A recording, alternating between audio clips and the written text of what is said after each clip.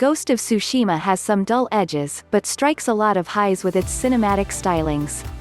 If a youthful obsession with Japanese samurai cinema and an audiobook version of Musashi have taught me anything, it's that if you want to be a great swordfighter, having a connection to nature is important. Skill with a weapon isn't purely driven by physical strength and technique, but also by the acuity that comes from observing trees, mountains, and rivers. Something like that. While I can only make guesses as to how inspirational the rural areas of feudal Japan would have been, the scenic island portrayed in Ghost of Tsushima, an open-world 13th-century samurai epic, is one that often stirs something inside me. Beyond being a game centered around flashy sword fights and the journey of Jin Sakai to becoming a proto-ninja, Ghost of Tsushima invites you to lose yourself deeply in its grasslands, forests, and mountains.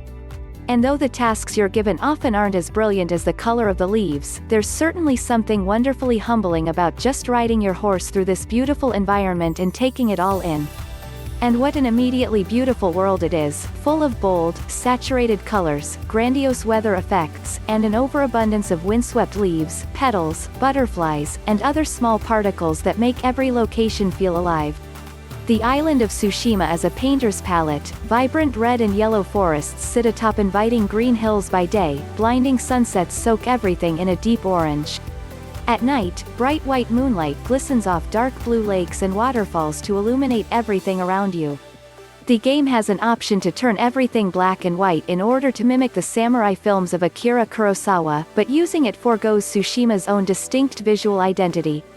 At times, it almost feels as if art direction is trying a little bit too hard to draw attention to itself. And Ghost of Tsushima certainly makes a concerted effort to try and absorb you into its radiant world even further with its deliberate lack of navigational information. There's no option for an on-screen minimap or a compass to see which way you're going, and objective markers are barely there.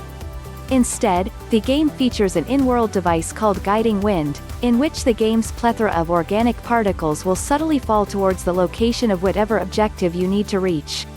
A swipe of the DualShock's touchpad will magically and visibly summon a strong gust that kicks up even more particles in an almost comically self-indulgent way, which acts as a more obvious nudge in the right direction. It's a great system. Without anything to draw your eyes away from your character and the world, the Guiding Wind pushes you to pay more attention to your surroundings, to let you more quickly internalize key landmarks that help you to get your bearings more easily later on, or just to feast your eyes.